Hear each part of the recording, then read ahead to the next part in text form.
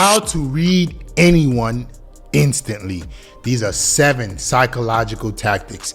If you want to learn how to read anyone, man or woman, this is going to save you so much in your life with understanding people. It's going to save you so many relationships, so many toxic relationships, help you avoid and get rid of fake friends, fake people, like the women who don't want to be in your life but they're pretending to be. This is going to be crucial for you, so please pay attention. Let's get right into the video. The first tactic to reading someone is to watch their reaction under pressure. This is the telltale to human beings, and a lot of people don't pay attention to people's reactions under pressure. You want to ask yourself, when somebody that you know or you're interacting with, right, if they experience any kind of pressure, whether that be financial pressure, family pressure, what's their reaction? Are they incredibly aggressive? Are they calm? Are they disrespectful? Are they standoffish? What are they and how do they act? When people face pressure, that's their real self. Every human being can put on a facade. They can put on a mask. They can put on a persona, right? When things are great. But when pressure comes, how do they react? Right? That will tell you a lot about them. That will tell you who they are underneath, right? If there's somebody that's very, very reactive, when bad things happen, they don't have emotional stability. If they're excessively emotional, they don't have emotional stability. If they're very, very calm, you can trust this person. You know that when chaos assumes, right, there's somebody that can make the right decision. If pressure comes, what is going to happen when there's pressure with you? How people act under pressure is how they're going to act under pressure with you. Is how they're going to act with interactions with you. So don't be oblivious or you don't pay attention to these things when somebody that you're trying to understand. You need to observe them. This is why I always tell guys, whoever you're dealing with, whether that be man or woman, you got to know this person for years before you can make an accurate decision on them. There's no way you can know somebody in a few months. There's no way you can know somebody in just a couple of years. There's so much that you need to see of a person before you can know who and what their true character is. So a lot of you guys right now, there are people in your life that you don't even know who they really are. That if some shit hit the wall, some shit hit the fan, right? You haven't even seen how they will react. They will sell you out. They will throw you under the bus. They will do whatever it takes to protect themselves and not you. But you're sitting up here so attached to human beings that you don't even know. It's physically impossible to know someone without spending a lot of time and getting to know them through a long time. They got people who get married in a few months. How the fuck is that possible? How in the world you know somebody in a few months? How in the hell you know somebody in a few years? You haven't seen the ins and outs of that person to make a accurate decision of their character, and yourself included.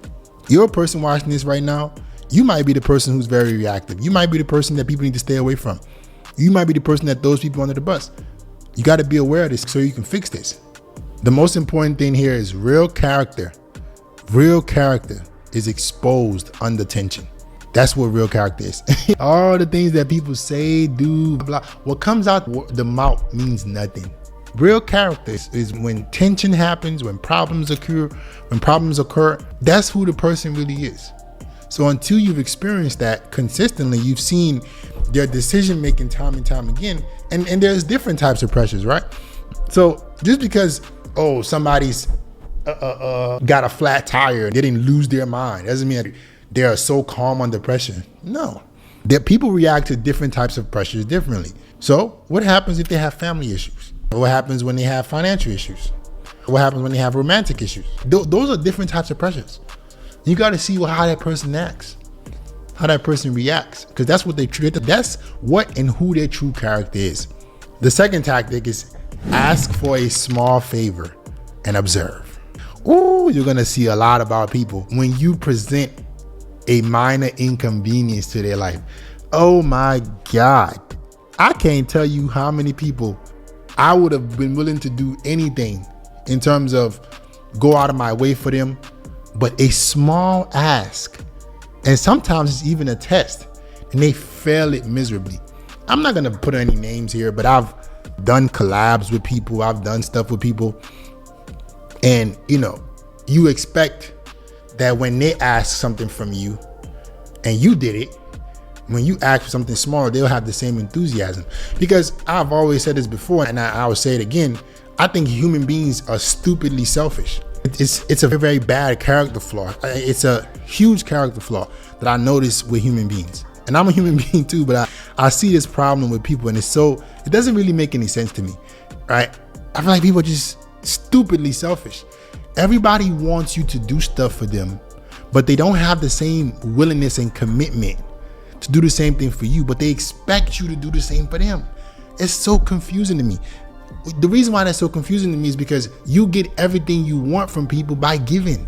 I know, and it might not be every single time, but more times than not, if I'm a very giving person, meaning if somebody needs something and I do it for them, or I help them, or I take care of them, most good people, when it comes back time around, they will do the same thing for you. They will go above and beyond for you. And human beings, they just want to take. How can I get from you and give nothing in return? It's so crazy. I will have interactions with human beings, dudes and people in general, and I would do some stuff for them, and they would be, oh my God, I appreciate that, man. And then when I ask for something like a small thing, just a minor inconvenience, it becomes a big problem. And I'm like, wow, I would have done way more for you than what I'm asking of you. And I already did, but you're not willing to do something so small. That now eliminates all our relationship. It's crazy. People would literally burn bridges. They would forego relationships out of selfishness. Sometimes, right, somebody's asking you of a favor to test you. You don't even know. They might be asking you for something just to see how you would act. I've done this so many times. Oh, hey, can you do this for me real quick? Can you help me do this? Oh man, why I gotta do all that, man? This is. Oh, so this is a big deal for you. Damn, I was actually gonna present you with an opportunity for us to possibly work together on this big project that I've been thinking of, and it was gonna benefit you tremendously, but I guess not. I think people really struggle with long-term thinking. They're so self-centered that they fail to realize, hey, sacrifice and just being given will get you so much more.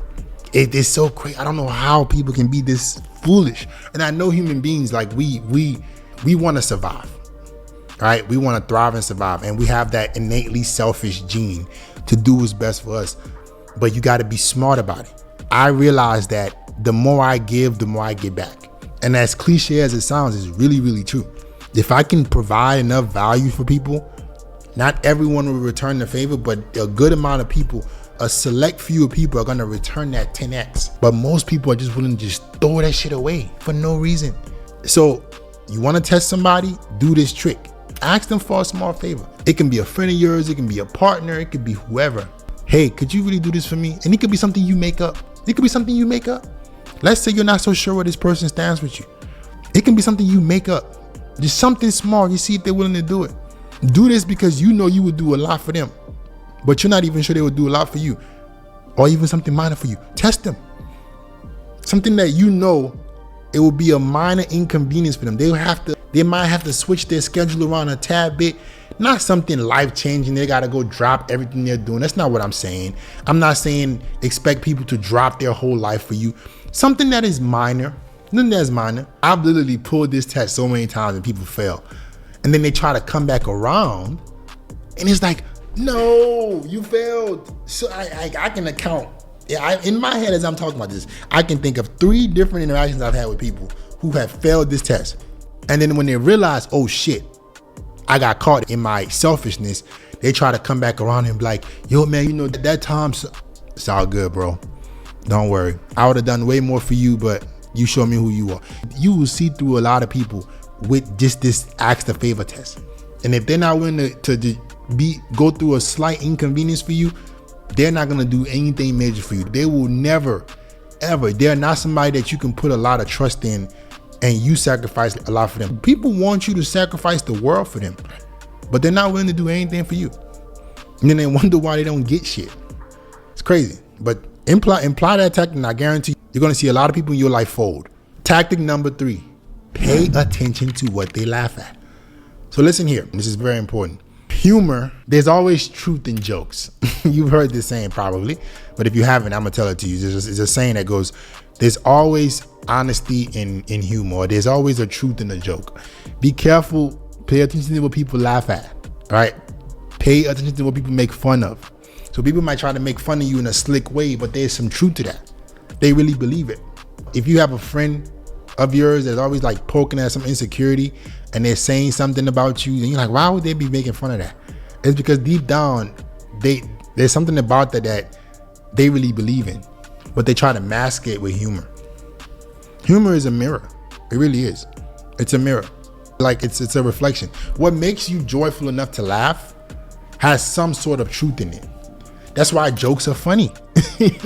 Jokes are not funny because they're jokes. Jokes are funny because they're what? Relatable. Right? Think about it. The biggest comedians in the world, the jokes aren't something made up. They make fun of real world things. Right or wrong. So what people make fun of, what people laugh at, they find it funny because they can relate to it. And if somebody relates to making fun of you, they relate to laughing at certain things that you don't appreciate, that means that they relate to it. They have some kind of appreciation in it. They understand it to some degree. They believe it to some degree. So don't let people fake you, pretend to you that, oh, it's just a joke. It's not a fucking joke. They believe it. Tell me which jokes that are not relatable. People don't laugh at shit that they don't relate to. That should be everything you need to know. People laugh at jokes that they relate to. People laugh at jokes that they resonate with. So if somebody resonates with something that is disrespectful to you, demeaning towards you, or puts you down, they relate to it and they believe it to some degree. So be careful. If you're hanging out with someone, they always making fun of something or they always laughing at something, but they say it's just a joke. It's not a joke. It's not a joke at all. They believe it. Tactic number 4, this is gonna be huge. Pay attention to how they talk about people who are not in the room. I've also walked away from several friendships because of this. I'm not a fan of you talking bad about somebody who's not there. And you know what that tells me? You'll talk about me too. I have literally stopped talking to people because of how they talked about other people. I'm like, if this person is not even here to defend themselves, but you're talking shit about them, you're gonna talk shit about me. If somebody gossips to you or with others about somebody else, when you're not in the room, they're gonna do the same thing to you. Pay attention to this. People who gossip, people who talk about people who are not there, they're doing it to you too. You would do the same thing to me, bro. So don't ever believe that, oh, you know, this person is talking about this person because that person is such an evil person. What about when you're not in the room? What about? As a masculine man, you shouldn't be gossiping about people anyways. You shouldn't be able to talk about somebody behind their back if you weren't willing to say those things in front of them, or you weren't willing to make what they're talking. You weren't willing to make what you didn't like present to them. If you're so comfortable talking about shit that this person can't defend themselves about, but you can't do it in person, you're a fake person. So some of you guys as well, you have friends, family, even family. Oh my God, let's not even get into family. They'll talk shit. Oh, this person, this auntie, this uncle, he's that. Ooh, this that. Ooh, this. Oh, I don't like her. That person that's always talking about everybody. When one person leaves out the room, they don't like that person. Guess what, buddy? When you out the room, they're doing the same thing to you. That person is a snake. That person is conniving. That person will also talk about you behind your back. So be careful. Tactic number 5, observe their body language or language when they're around a romantic interest. People, like I said, people have 2 faces. People have different personas, right? One of those personas is when they get around somebody they like. This applies for men and women. So when it comes to men specifically, right? We all know that homeboy, that friend who he's cool, he's chill. We've all seen thousands of memes like this. He gets around the girls, he starts flexing. He gets around the girls, he starts putting you down. He gets around the girls, he starts disrespecting you.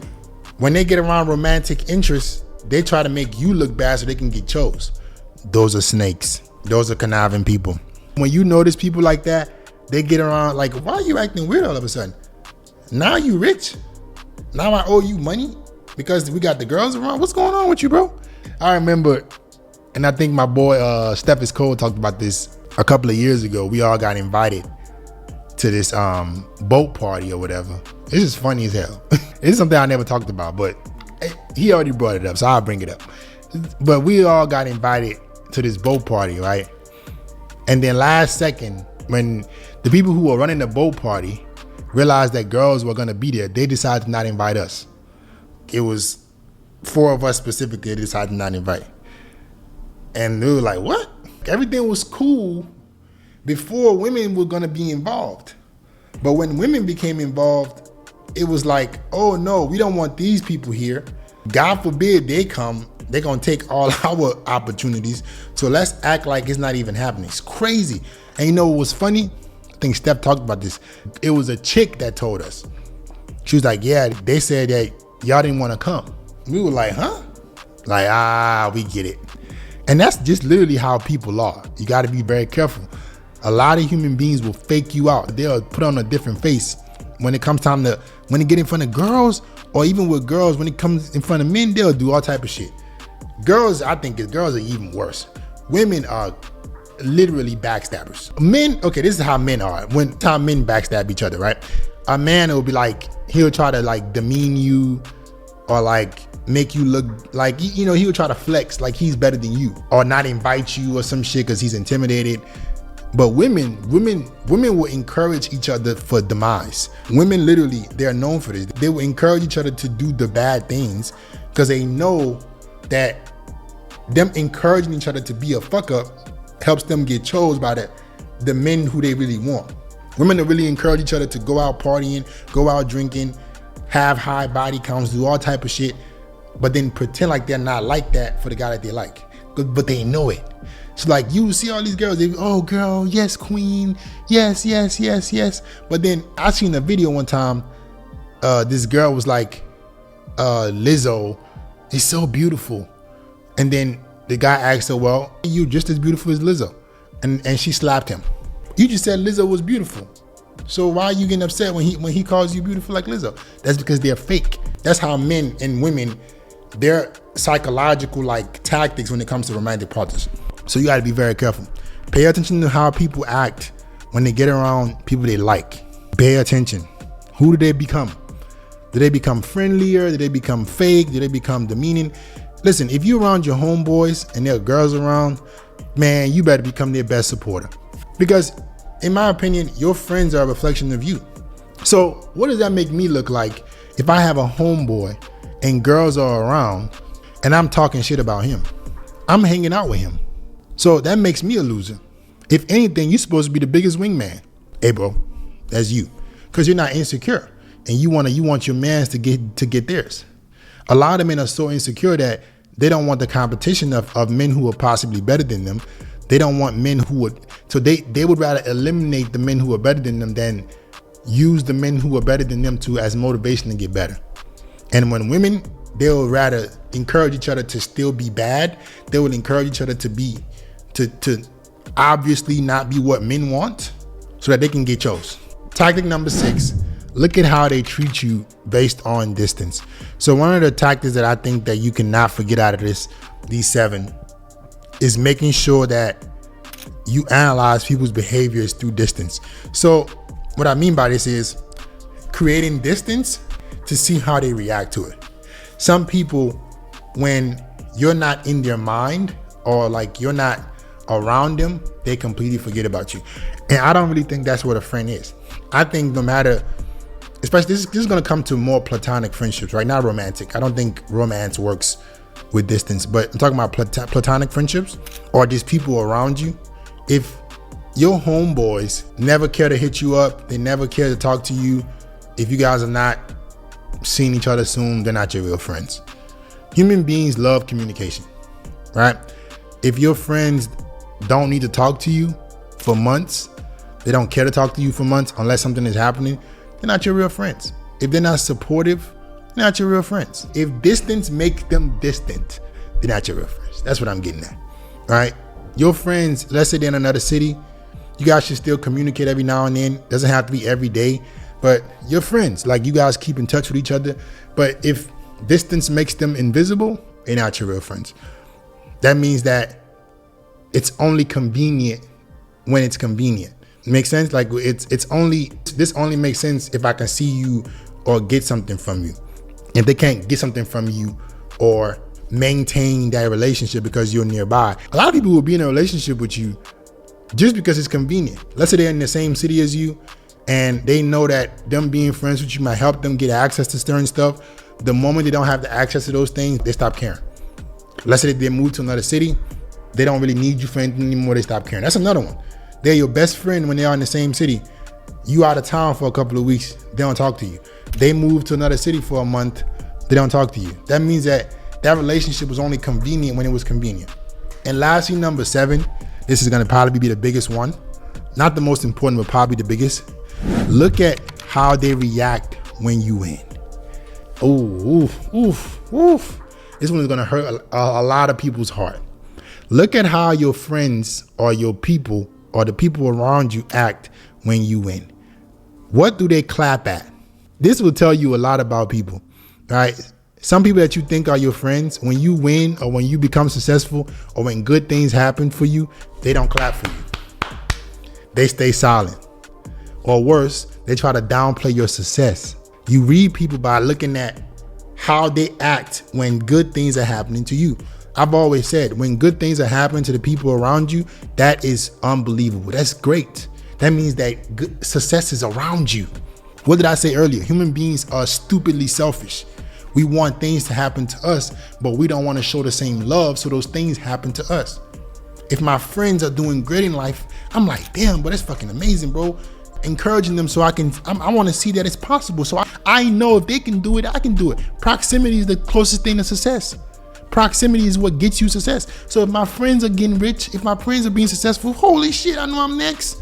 Just got to implement whatever they're implementing, I'm good. But some people, when they see you do good, to them, it's a reflection of their lack of. It's a reflection that they're not good enough. It's a reflection that they're not doing as good as they can do. So they see you do good, it makes them look bad, it makes them feel bad. So be careful, your friends, are they clapping when you winning? Are they clapping when things are going good for you? If they're not, they don't really fuck with you. That's a telltale sign. They want good things to happen to them and they want you to clap for them. But when it's happening to you, yeah, man, that's all right, man. That don't really matter though. You notice that shit? That's a fake person. All right. These are 7 psychological tactics to be able to read people. Hope you guys enjoyed the video. Like, comment, subscribe, share the video. I'll get back with you guys next time.